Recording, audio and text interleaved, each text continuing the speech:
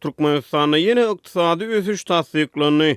Ýylatyň kynçylyklary agzalmady. Türkmenistanyň prezidenti ministrler kabinetiniň nowatdaky mejlisinde ýene bir gezek ýurt resmiýetleriniň hasabatlaryny diňledi. Olaryň aýdan uly ösüş sanlaryny tasdiklady. Zähmet haklarynyň artanlygyny we dogly tölenendigini aýtdy. Käýinçleri paýlady. Emma ýurt raýatlarynyň ýüzbeýiz bolýan eklenç aladalary, maliýe kynçylyklary barada kelam söz aýdylmady. 15-nji noýabrda geçirilen ministrler kabinetiniň nowatdaky mejlisinde şu ýylyň 10 aýyna ýurdun ykdysadyetiniň puwdoklaryny alınıp barılan işleriň netijelerini hemde geljek ýyl üçin döwlet büdjetiniň we taýýarlanan resmi namalaryň taslamalaryna seredildi. Ministrler kabinetiniň başlygynyň orunmasary Goşmurat Muradowyň sözlerinden çen tutulsa, hasabat döwrüne jemi içerki önüm 6,13% artypdyr. Şeýle-de ýanwar-oktýabr aýlaryna bölek satuw harit dolanşugy geçen ýylyň değişli döwrüne garanyňda 19,11% artypdyr. Daşary sowda dolanşugy bolsa 4,12% ýokarlanypdyr.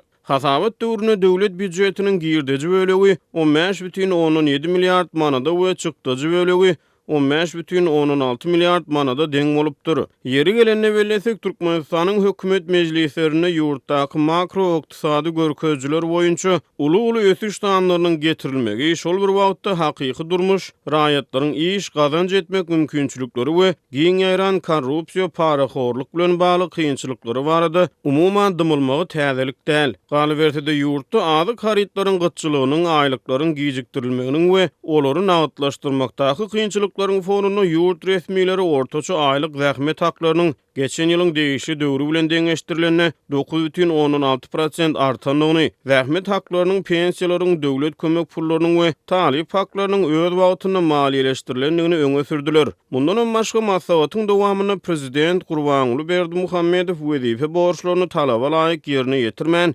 İşte oy veren kemçilikler üçün zähmet we ýylaty durmuş taýdan goramak ministri Türkmenistanyň pensiýa gaznasynyň müdiriýetiniň başlygy Sylaf Käýinç, Türkmenistanyň Senagat we Kommunikasiýa ministrliginiň Türkmen Senagat agentliginiň başlygy Uwes Käýinç ýylan etdi. Adatça bolşýaly käýinçleriň anyk sebäbi görkezilmeýär. Türkmenistan agyr ykdysady kynçylyklary başdan geçirýär. Türkmen hökümeti bu krizisi boyun alman daşardan getirilýän önümleri azaltmak, eksportyň ornuny tutýan we eksport edip boljak önümleri köpetmek siýasatyny öňe sürdi.